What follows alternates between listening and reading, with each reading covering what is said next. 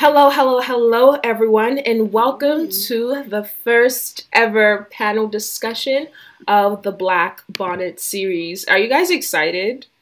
No? Yes? I understand it's Super Bowl Sunday, but like, y'all excited or not? Because, like, We out here. We out here. Thanks. Honest. We are here. I am super excited to have this going on. I cannot thank you guys enough for joining. And I'm just going to take a quick second to introduce my live panel because some of you guys may know them, some of you guys may not. So I guess you guys can introduce each other. Schwartz, do you want to go first? Yeah, what's going on, everybody? My name is Schwartzen, aka Sway. I'm a spoken word artist out of New York City, Staten Island, actually. Special tour in Staten Island, Brooklyn. I'm currently in Buffalo. I do some professional basketball training. I'm pro athlete. I mean, that's a got some work. You so people trying to front. So Keep the book in the bag. Little things like that. I'm also as well. So I got my good gifts. In a couple different things. So God is good. Hallelujah. So that's who I am. Okay, so hello, Mel's in the building. Chanel, do you want to introduce yourself? Hey. Sure. My name is Chanel, as Maria said. I live and grew up in Washington Heights. That's where I'm from. I met them in Ithaca. We all went to school together except for Schwartz, but we cool. He's not cool as an author. We're gonna connect and get to know each other more. I'm doing this with Moyo. We cool. That's my sis, and I'm ready to get this done. Last but not least, Mr. Tate himself. Name is Tate. Born and raised in Yonkers, New York. Into content creation. So this is, a lives and the ties of what I want to do in my life and going forward. Like Chanel said, I went to college, Ithaca College. Shout out to Ithaca College with my two beautiful sisters right here. And I'm just ready to get this going on and getting to speak our minds on a lot of these trending topics that Moyo was definitely amazing. All right, y'all, let's just jump right into the deep end and talk about the episodes because this week we did have 3 episodes to cover, so it will be a little bit longer because we have a lot to discuss. So I'm just going to bring up the first question, okay? Do you guys feel you're prepared for the one, especially after watching the episode and seeing the way Gen Z was raised and millennials and the fact that we grew up around technology? Do you feel like you're prepared for the one as of right now?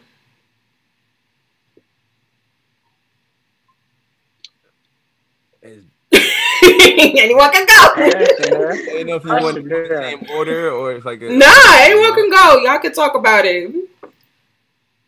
I would say yes, in my opinion. Wow, I want to hear.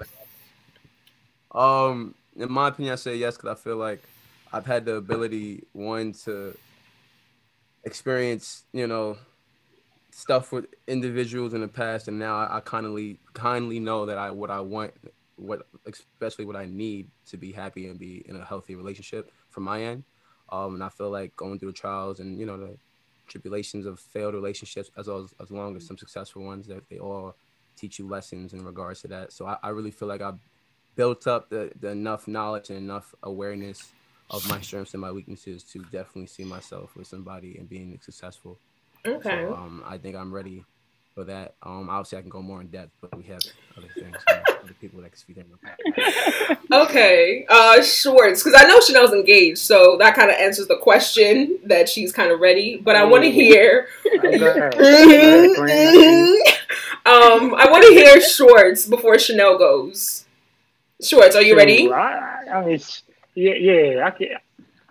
I keep it real, I'm divorced, so what I mean. I got married young, what I'm saying. It only lasted like 2 months, so what I mean. I had to deal with them as you've spoken, like is in the episode. Are you ready for the one? Like I wasn't ready. I'll be real. I was not ready at the time, and it crumbled. You know what I'm saying? So I mean, as I had to pick up my life and things like that, had to transfer how I saw love or how I saw the one I ended up reading books, like Mike Tyler's Relationship Goals. I ended up having to watch sermon series and things like that. And I read like Devon Franklin and the Megan Good's book, called The Weight and all that.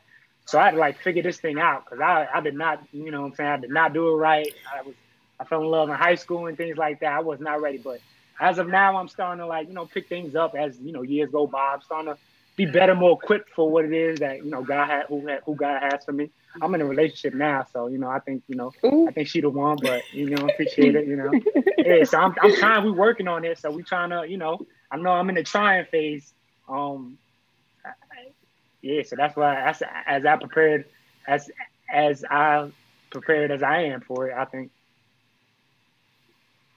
Got you. Hey Tony, by the way, hi girl, if you're watching.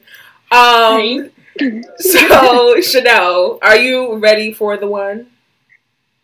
All right, so I believe that I am. I think that it's a lot of like I know in the videos you were saying like the 10 things that you need to be ready for, and I think that over time and like where I am in my life and having that time to do introspection, like I'm able to say that I am ready for the one or whatever that means, because in all honesty, like it takes a lot of work. Everything that you do, regardless whether it's like your relationship or whether it's you putting it into your career, it takes work and it takes risk, and you need to be able to handle it with yourself and not be like super codependent on the person and things like that. So I think that I know within myself that I'm ready to like do this, tackle this on, and do things together, not just be like, okay, well, I'm just gonna do for myself and this person has to do for me and whatever, which probably transitions to a lot of land conversation. But I think that I'm ready to, build something with someone rather than just like, okay, I'm gonna build myself and then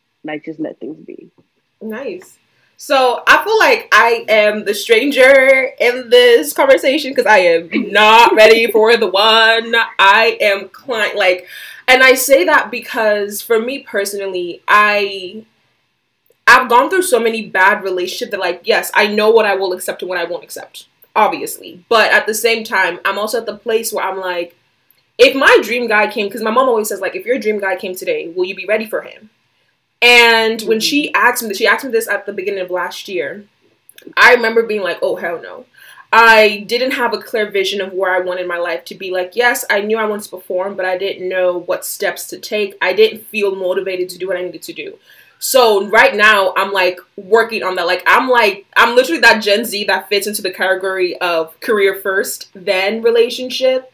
And it's crazy because I'm just like, I never thought I would be that person. I remember being in high school being like, oh, I'm going to have so kids by 30, engaged. But now I'm like, I need a career first, then I will think about the one.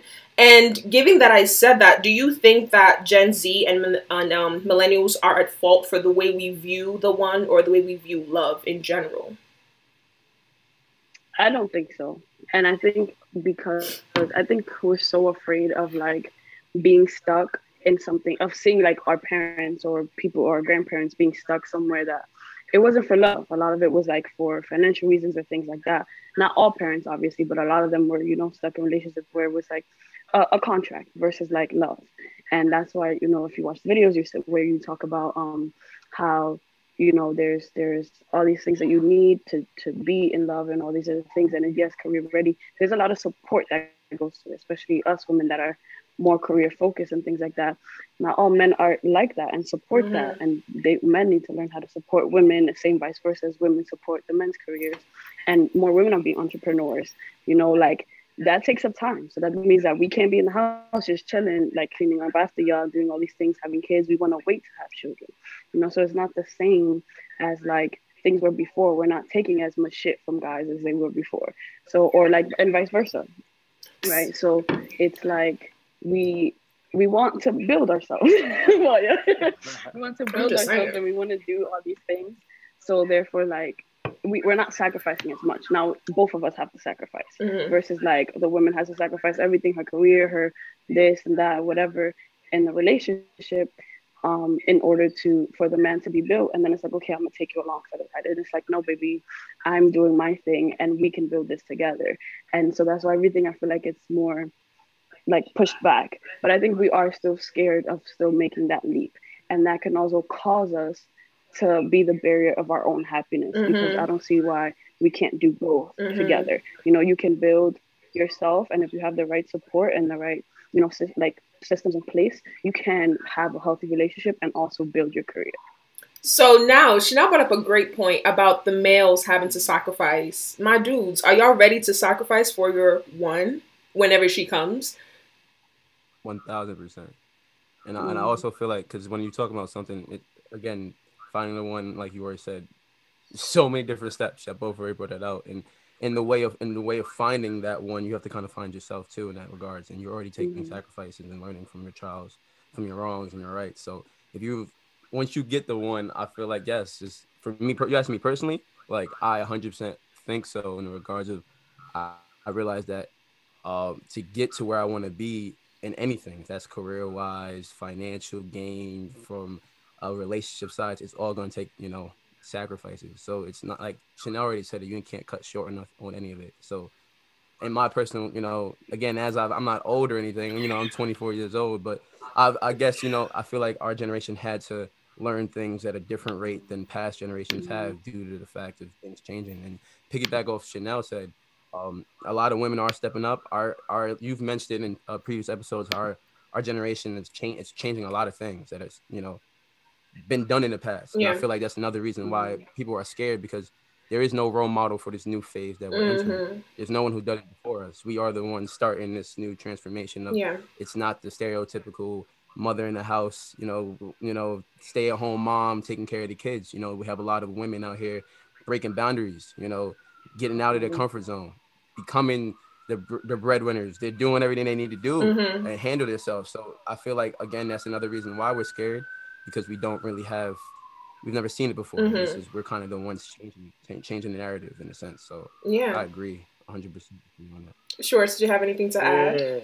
I'll be honest. I wasn't somebody who was willing to make a sacrifice. I'll be honest. Like, keep it real. Like, I was selfish. You know what I'm saying? Like, I was not, like, the only reason why I believe I'm in this relationship now, like at the time when I met my girl, I was suspended from my work. You know what I'm saying? Like, I was focused on the career. I'm with Moya. I'm like, yo, you build yours, and if I meet you down the line, that's cool. But in my head, I already ruled out that the love thing, because I was like, you know what I'm saying? When you have a broken identity, it's hard to like think about somebody else and all that. You're trying to get yourself together.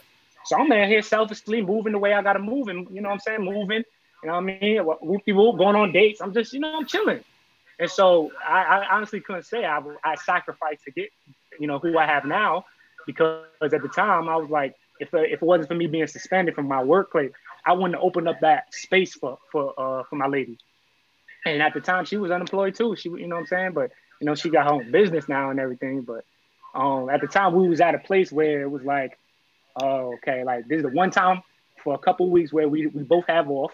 Usually we so busy, we wouldn't even notice each other. We was, live two doors away from each other.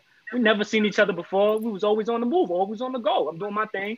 I got a whole bunch of things I'm doing. I'm, writing books, and she's in the service industry. She's a chef and everything. So if it wasn't for like that time where it was like, okay, like I'm suspended from work, I don't got much to do, I'm doing my own thing, I don't think I would have made that sacrifice to be like, let me just stop what I'm doing, wait for somebody who's good and things like that. I take that approach. I respect people who do, don't get me wrong. But I'm like, I was definitely on the career path where it's like, I gotta go because I don't got time to be wasting my time on something that's not gonna last. So, having heard what you guys have said, I will say during one of the episodes, I did talk about how the reason millennials and Gen Z are the way we are with relationships is because we grew up on the 2008 recession, and now we're going through a freaking panorama. So we're in this weird predicament of like nothing is certain with our generation. And one thing that a specialist talked about the most is that we also grew up around technology, and that really affects the way we view sex, intimacy, love. And because we grew up around dating apps, we have this, false reality that like there's a plethora of people we can automatically date, hook up with, swipe with. And now it begs the question, do you think there is a difference between sex and intimacy? Because everyone is out here swiping left, swiping right, and, you know, trying to get their quick fix. But is there, in your opinion, a difference between sex, just getting sex, and then receiving intimacy? I think so, most definitely, because you can have sex and have no attachments, have like literally nothing. You just get, like you said, you're fixed. Um, when sex can be intimate, but it doesn't mean that every time you have sex, it's intimate. I don't know if like you guys have partaken in like hookup culture or whatever, but if you have, like, you know that obviously like you can have sex and just be like, all right, bye, see you tomorrow. If we talk, then we talk. If we don't, then we don't, and that's just that. But when something is intimate, you make a connection with someone, and it doesn't have to be so romantic or whatever. But that's what intimacy is. Pretty is you making a connection, and you can be intimate with your friends, you can be intimate with your family, whatever. Intimacy is not necessarily just sexual. It just means you really make a connection with someone else. You can do it by having a conversation, by going on a hike, by literally doing anything. And that when you feel in yourself is like, yo, I really got grew closer to this person, that moment is what makes like that intimacy. That's what intimacy is. Not just like, okay, we took our clothes off, like, because that's normal now, right? Before it would be like, oh my God, it's forbidden for you to see other people naked, but like that happens now. So it's normalized to be like changing in front of your friends and doing this or whatever, and no one like really cares for that. It's like, okay, that's my body, I can do what I want. So it's like, not that obviously it's not an issue, but because it's so normalized now, it's not, it doesn't create intimacy. It just is like, okay, we had sex, like it's cool. Yeah. All right, my fellas, what y'all think? Oh well, a lot of the points that she already stated. It was facts. It was straight facts. I was sitting there like, dang, that's my point right there. That's not, you know, so 100%. Like when she hit right on the nose when she said connection. And personally, just through my experiences, like I felt like the lack of connection off the jump. You can just tell by a lot of, just the fact that society makes it that, you know, men are normally the aggressors, the ones that are trying to get the woman's attention. You already know if you're searching for that or not from the jump.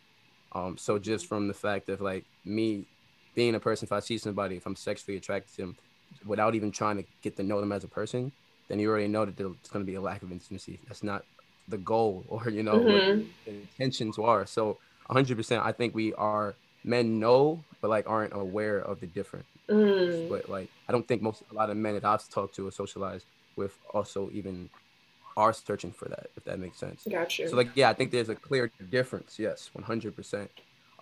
Personally, I have noticed that difference for years now. But I don't think that as overall, a lot of my men, like they're not on the train yet. Really, but I think they know it's a difference, but I don't think they care or want. Got you. Okay. I mean, that's why I don't think it's the knowledge of not knowing it or not understanding it. I think it's once you've even broken it down, connection versus sex, I think it's very clear what side it is. Yeah. I just don't feel like they care about the connection. I think that's interesting. Sorry, what you were saying, because there are guys who like would crave it for the moment, right? So it's like, okay, well, it's not always like, okay, we had sex, but there are guys who really would be like, okay, but I want to sit here and I want to cuddle with you after, but not care about you. They just want that feeling for the moment. Or well, I mean, guys and girls, but or whoever, like whatever you identify as, there are people who just really like, I want this intimacy for the moment. It doesn't mean that, because again, you can create intimacy with someone who you don't love or whatever. It's just that moment. It's a connection in the moment, and that's where it stays.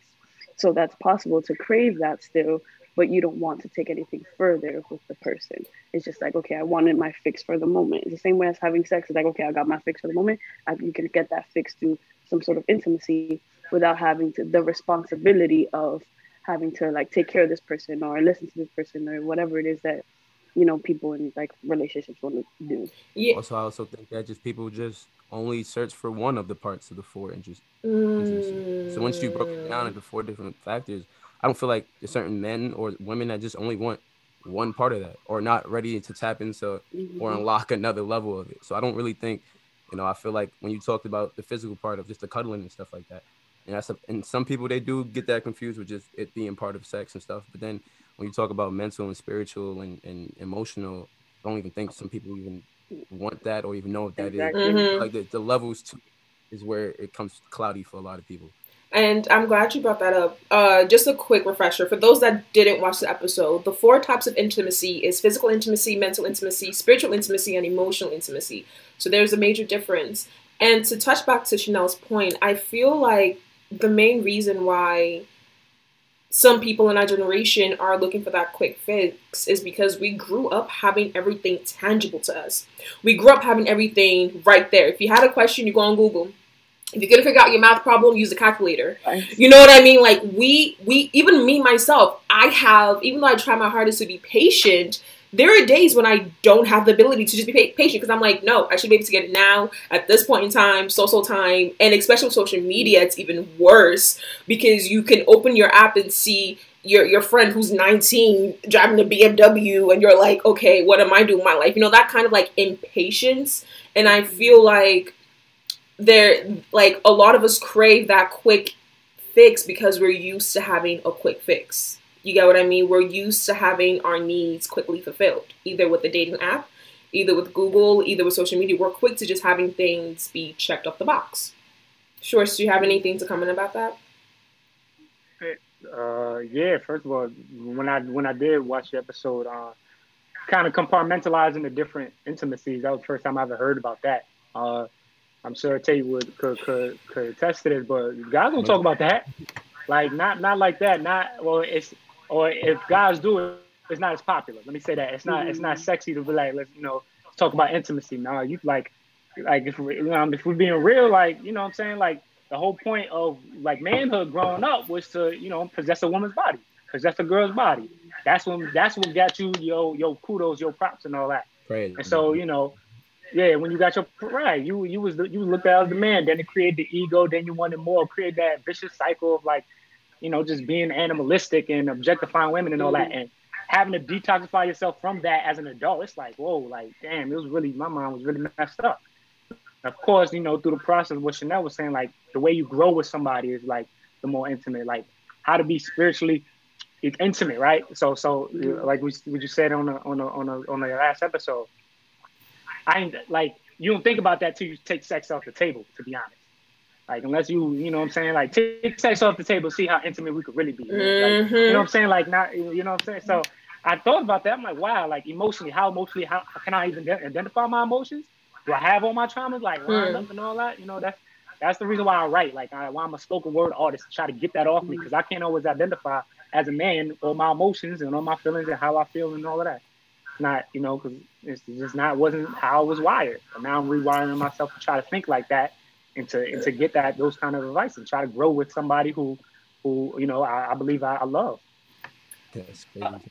I want to just give like a kudos to you and also Tate is for you guys, like it is a thing that especially in the Black community where guys are taught that like it's just all about a woman's body and stuff like that, and the fact that you see 2 people and we're doing this live and you're going to see you guys as an example of like how you're rewiring yourselves to like not have that mentality of to like respect women and all these other things, and not all guys have that, and I think that that's super important and it's good to have like people like you guys here to say things like that, to teach other men, especially Black men, to stop doing the shit they're doing. No, I appreciate. It's crazy that you like all this, like the last 3. All y'all said something that like I actually like took a little like personally like, because it's crazy that you said that when you brought up, bro, like taking the amount like sex out of the equation. A couple years back, to be all honest, like when you started naming like the emotion, like the emotional and the spiritual like intimacies, like something that I realized is that like when I was in college, like after my sophomore junior year, and like realizing there was a lot of relationships, not like titles, and just having relationships with women, and I was like, yo, like you can feel off the back there's a lack of connection. You feel me? Like when it's just sex or something like that. And like I'm not gonna lie, I learned at 21 years old. I'm like, that's not what I was yearning for, or it didn't fulfill me. I guess when you got to the man code, like my brother knows, like when it became like, all right, yo, I'm just having sex with this girl just because it would get me cred, or like it boost my ego up, and then it got old real quick. You feel me? Like it was something that like the lack of connection. So when I was 21, I did something that I can't believe I really stood to this. If I actually had interest into a girl past any sexual desires, I would withhold sex with that individual, or try, like for me, not even want to have sex with them until I establish some type of intimacy. Which sounds crazy. I know. I don't even think I've ever told any of my guys that. Like, but if I really knew I liked the girl if I didn't want to have sex with them. Not like that I wasn't attracted to them, but that I just wanted to establish intimacy first prior to having anything that was sexual come after. That made any sense. And I kind of still do that and live by that to my day. It's funny you bring that up because I hate to bring up TikTok, but good old TikTok or whatever. For some reason, I ended up on like the algorithm of like where it was like black men talking about if they actually liked a girl. Like that was all through my For You page. And a common thread that I saw, which I couldn't find any studies about because, well, it's just guys talking. But a common thread that I saw was that a lot of guys would say that when they were actually attracted to a female, they couldn't look at her physically. They couldn't just be like, oh, it's just sex. They wanted to create more of a bond. So you saying that, I'm like, makes sense. So my ladies out there, if he just wants to smash, he don't like you. Don't waste your time. Don't waste your time. Don't do it. But now that we're talking about this, I'm glad we talked about this. There is an increasing rate of more people deciding to be celibate. And now the question is, can y'all handle that in a relationship? Like, would you be able to be with someone if they were like, yo, I'm being celibate? Because I think there was a study done in the UK where 1 in 8 26-year-olds were still virgins. And not only just that, but nearly 60% of modern teenagers hadn't had sex yet. And even before then, I think 1 in 8 males in America during 2018 had reported a year of no sex, where they were like, I just want to be celibate, compared to our previous older generations who only 14% had said they didn't have sex in 1 year of their life. So it is becoming more and more rampant for our generation to, I guess, abstain from sex. Would y'all be able to handle it?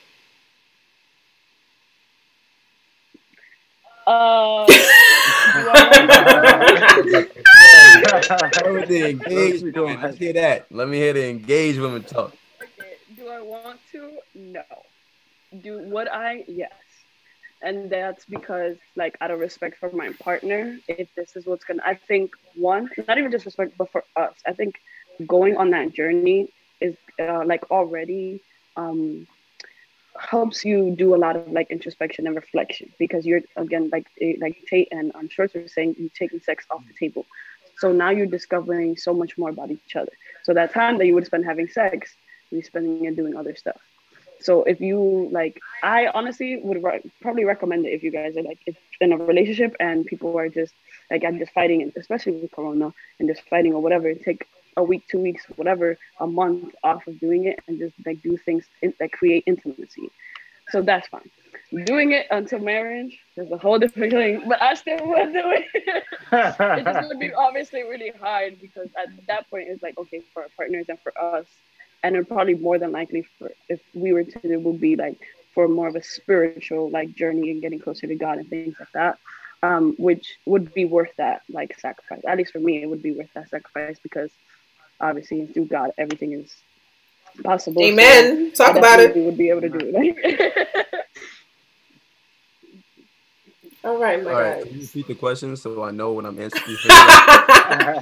Okay. No, it's not no funny. They said nah. Nah, I'm not even holding you. No, because I could do, for example, she brought up like the stats that's talking about like people for a year. Me, I'm confident in my ability that I could do a year. Now you talking about like we engaged for 7-8 years. 7-8 years. Whoa. I'm not 7-8 years. I was like throwing out a number that's a lot larger than 1. You feel me? What I'm saying? Mm-hmm. But like I think that would be a little difficult. I can't believe I'm getting. The longest from brother been 9 months, so I think I could have did extra 3. You feel me? Mm-hmm. That's what I'm saying. A year might not be crazy. And I guess if you have that initial bond with that individual and you guys can make each other happy outside of sexual, then I don't see why. Being best friends, and we have friends, people that were, we have intimacy with family members like that aren't sexual, mm-hmm. and that's something that we feel friends for years. So I feel like if you're in love with your best friend and you take out the sexual, I think that yes, that is something that would be hard, obviously, due to the pressures of our society and stuff. But I think it's very doable from my perspective. Now I don't know over a year, personally, but yeah. Like, a year's a long time. Yeah, that's a lot. If I could have Corona a year ago wasn't really here. Yeah, long. Okay, Shorts, what do you think? I mean, as I speak now, like I practice abstinence. You know, me and my lady, we took that off the table just because we know, you know, as old school as we sound now, like now I'm maturing. Like, more, you met me when I was in my fuckboy stage. You know what I'm saying? Child, I remember Sway. Come on. I ain't think something like that was even a possibility, a realm of possibilities. And so, like, in college, nah, I don't think you couldn't talk to me like that. Like, no sex? Nah, I don't know. In college, and for Gen Z right now, like, yeah, like I'm a millennial, so like it was a little different. Yeah, we had Tinder and all that, and it was, like I said, it was always cool, and I was an athlete, and so the pressures of being like socially acclimated and all, we just chopping up and being superficial and all that. It was it, and it was fun, and I lived it up, and you know what I'm saying, I don't regret it, you know what I'm saying, but I think at the time I didn't understand the value of just, you know, not being a fuckboy. I didn't understand that. Like narcissism was just it. Like, you know, when you have a broken identity, low self-esteem, you'll find yourself attracting other broken people, and you know what I'm saying, it ends up in a bad conundrum. So like now I'm like, nah, I don't want to play with that no more, because I learned the fire. Like I learned my lesson, God. Like, you don't gotta play with me no more with that. I'll do what you say, Father. Cause yeah, that's what I'm on. Like, you know what I'm saying? I felt like I was like so broken up. I had to write the book because I'm like, yo, I'm trying to make sense of things. You know what I'm saying? So I'm like, before you get involved with me, Leah, read this book. We can talk afterwards, but don't get involved with me right now. So that's the type of time I'm on now. So I'm like, yeah. So me and my lady, we did agree. We read the book, The Weight. You know, like I said, and we practicing abstinence, and we being founded on the Lord, and you know, being founded in his strong rooted, and trying to take that approach. Is it hard? Of course, you know what I'm saying? We sexy people, you know, if I be real, you know, put her out there. Shout out to Chef Tony B, you know what I'm saying? You know what I'm saying? She's a beautiful young lady, and I'm a handsome young man. We're trying to do it right. You know what I'm saying? Yeah, I appreciate it, Moya, you know, but for the, I don't know if you look like, but she's beautiful.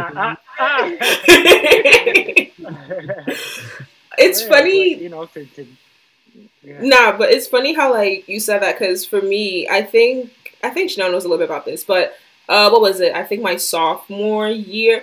So like for me personally, I do believe that you can be abstinent in a relationship, and like you can, you know, take a little period to take that off the table. If it's like 7 years in at this point, God gonna have to forgive me for my transgressions, because 7 years is too long.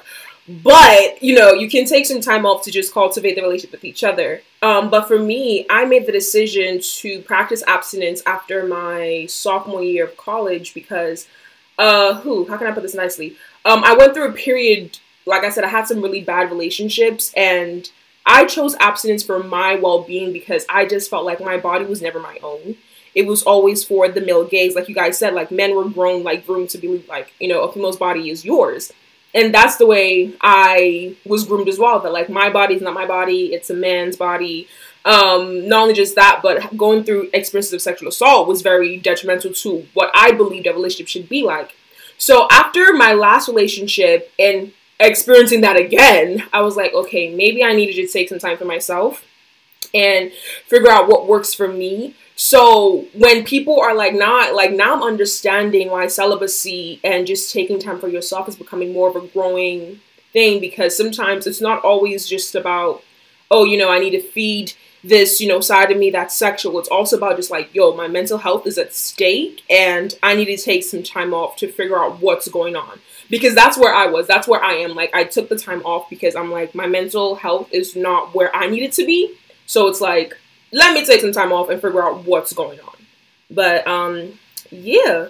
So, another question is that, like, do you feel, because for me, another thing is that, like, having taken that off the table opened me to the reality of intimacy and what I needed from a partner. Like, I need intimacy before we can make the next step. If there's no intimacy, I'm not making that next step. So, do you feel like, as a generation, a lot of us are scared of intimacy? Because I won't lie, I was at first. I was, because I was afraid of being played, being hurt, being betrayed, that kind of thing. So do you think that, like, as a person, as a generation, we are afraid of intimacy? No matter how much we crave it, we're afraid of it. Oh, yeah. Hold on. let me go first on this one. Yeah.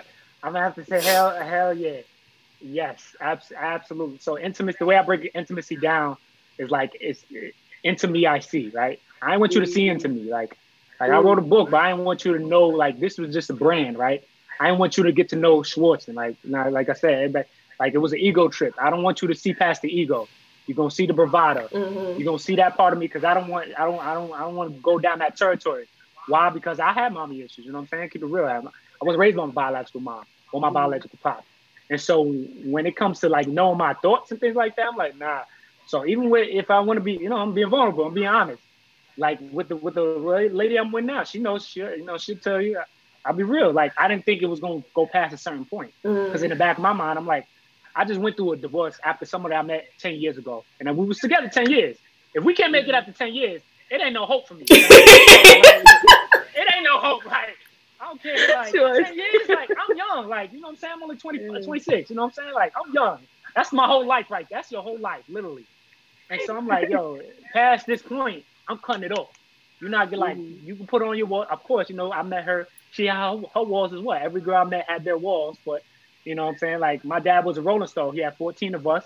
So, his charm kind of passed down into me and my brothers. And so we were charming ladies. And I'm giving y'all a playbook. Y'all already know though. But yeah, we were charming ladies to the point where it was like, yo, we don't have to go past the intimate. We don't have to go past the physical. Let me say that. We don't have to go past that because we're going to move on anyway. You know what I'm saying? We're going to move on. So that's why I was like, yeah, in the back of my mind, I'm like, nah, there's no way it's going to work because it never worked. So why should it work now? Why would this one be any different? So that's what type of time I was on. But obviously, God, changed all that. Said, come here, son. I'm gonna give you a new heart, new feelings, new all that. You need to change your perspective. But it came with its time. I really like that you said into me I see in terms of intimacy because often I think that's what we're afraid of the most, for people to see the real us. And you see that through social media, right? And people post, if you see the things that they post, even in Finsta, they have one, they post, everything's about social media, and you post what you want to see. You repost the things that you want other people to see, but you don't sit there and talk about all the bad things that are happening or the things that you're going through or whatever. You tell maybe a select few, and even when you do, it's like sometimes people don't tell the whole truth of what's going on, right? So in those things that vulnerability is so hard for us, and like you were saying, the stuff of uncertainty, everything is uncertain. There's nothing that's like secured. Everything, especially in this time, everything is uncertain. There's nothing that you're ever going to do that is going to be like, I'm for a fact getting this for like 100% sure. Nothing is ever 100%. So it's like, we're so scared of that. And I can attest to you that I 100% am like that. I'm scared of being uncertain, but that's the beauty of like relationships and taking a risk, because even though we're scared, that's what makes it so beautiful, that you take that leap with that person that you want to be with. Yeah. And once you take that journey becomes so much more beautiful and so much more worth it when you're there. Because even like, even if it's failed, at the end of the day, you learn something. Like Tate was saying, like he learned from those relationships or those things that he was in. Like you learned from them, and even if you failed, you didn't really fail, because if you tried your best in that relationship, the best that you were in that moment, then at the end of the day, you did what you could do at that moment, and you learned from it and you grow. Same as you said, Schwartz, like you learned in your relationships, and same with you, Mo. You're like, you learned, okay, maybe I need to take this and do introspection. And if you hadn't gone through that, then you probably wouldn't have like been where you are now. True. So that's kind of how I see it. And then like with the intimacy thing, it is hard to be vulnerable in front of other people, especially even your partner, because sometimes like we are so engaged, but I find it still difficult to say like, okay, yo, I'm going through this and that or whatever, because we're so afraid of being judged. Same thing with social. We're so afraid of being judged. We're afraid of that someone's gonna look at us like ill or whatever, like why you did that or whatever the case is. But at the end of the day, like that's why it's important to be with someone, or either whether it's a partner or your friends, who are there to support. Because as your friend, as your partner, our job isn't to like judge and do all these things. Our job is to be like, okay, I'm here for you, and allow us to make mistakes.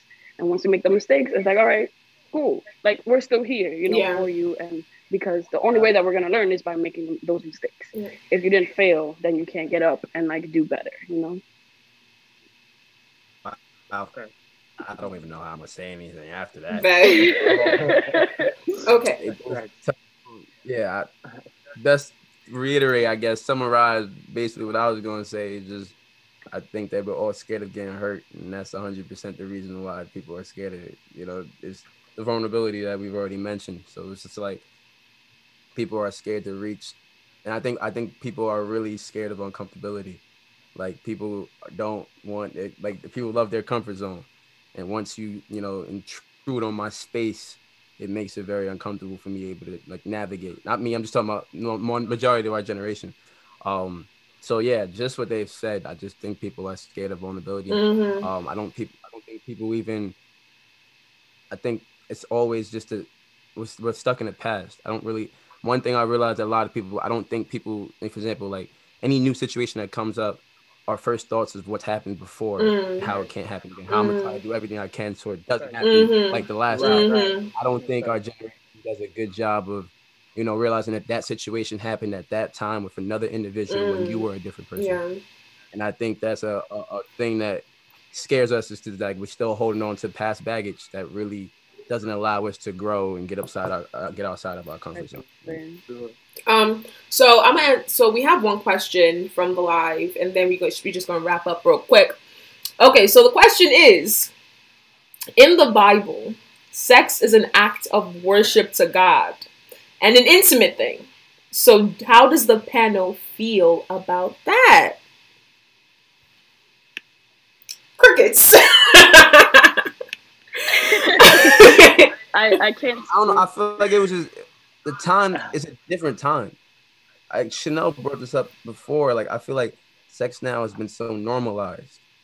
Like in the sense that like I feel like relating it to that is different because like everything else, if you add social media and Gen Z and everything, we live in a different time. There's very few things that are still applied now that would make sense even 25 years ago. Like the fact that like our parents and our grandparents and their parents, everything is different when it comes to around sex and how we're viewed it.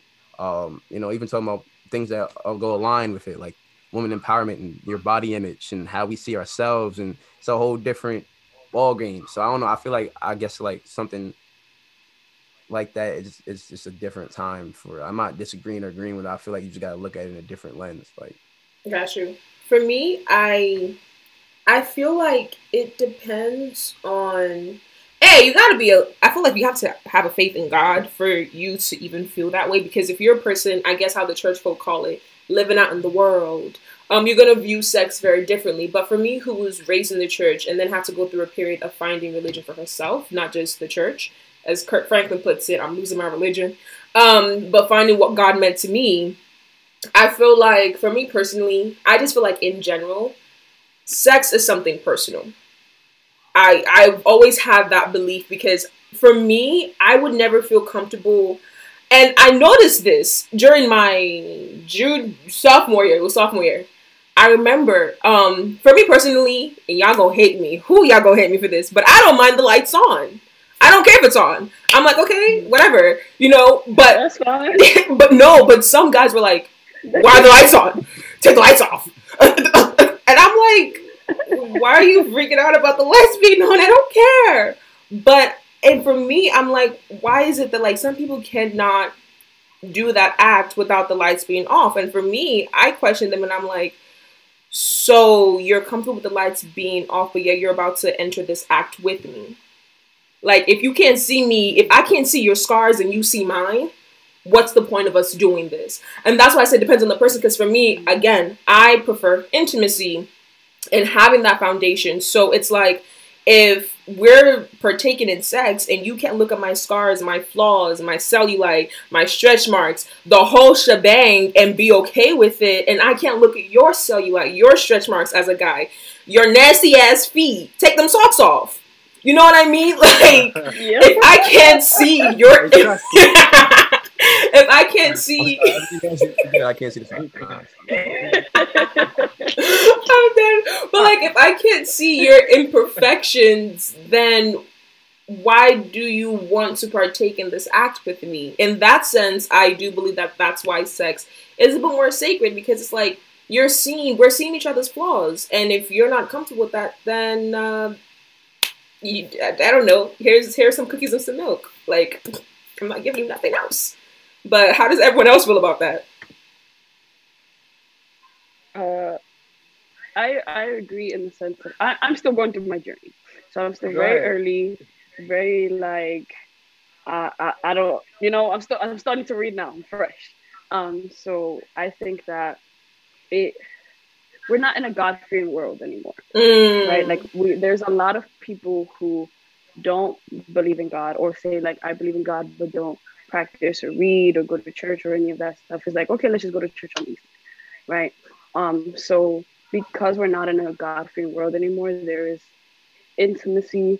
So sex isn't seen as an intimate act anymore. Therefore, like I think in this world, like Tay was saying, like that's then. So it still applies, like you said, if you believe, if you are a believer. But it doesn't change what I believe. I do believe that it's an intimate act, and I want to be intimate regardless whether I'm doing it, but I have to feel a connection. I can, but I like to feel a connection with you if I'm partaking in the act. And like you said, if we can't be intimate, like why are we, you know, kind of getting into this? Like the point is to build a connection, whether it's for the moment or for like whatever, you know, we're physically, literally connecting. So like, I don't understand why that's the case, but yeah, I just don't think that we're in a God-fearing world anymore. So I don't think it just for people who don't believe or things like that, you can have that difference of like, okay, sex is sex and we're just doing this and we chilling or whatever. We can go home, keep it pushing, versus like, okay, I'm not going to partake in this if I'm not free to you because this is reserved for my husband, my wife, my partner, because of soul tie purposes, etc. and all that other stuff. Schwartzen, what you feel? Right. No, I would agree with the last part Chanel said. Like, as long as you, like, one person, one man, one woman, and it's not monogamous. Oh, no, I mean, it is monogamous. Not, what is it, polygamous? Whatever, monogamous one, right? Yeah. Monogamous, yeah. Okay, I'm like, hold on. Yeah, if it's monogamous, you know, I think, listen, some of my fellas, we go back and forth about the polygamy thing, because that could be having multiple partners and things like that. That can, you know, but they don't understand the soul tie aspect of it. We think we just human flesh. Like, no, we spirit, we souls too. Like, you know what I'm saying? But I think it's an act of worship when it's between one man, one woman under the holy matrimony of God's blessing. Like, but if it's not in that context, then it's not worship. Then you just out there fornicating. You just out there doing what you got to do. You know what I'm saying? I mean. Well, I'm glad we had this conversation. We ran a little bit longer than I expected to, but God is good. Hallelujah.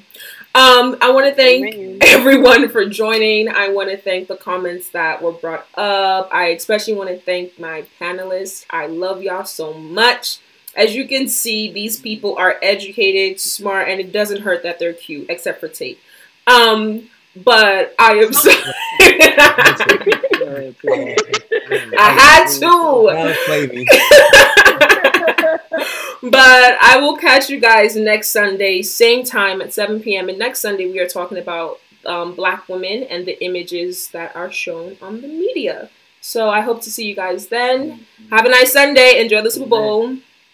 So nice.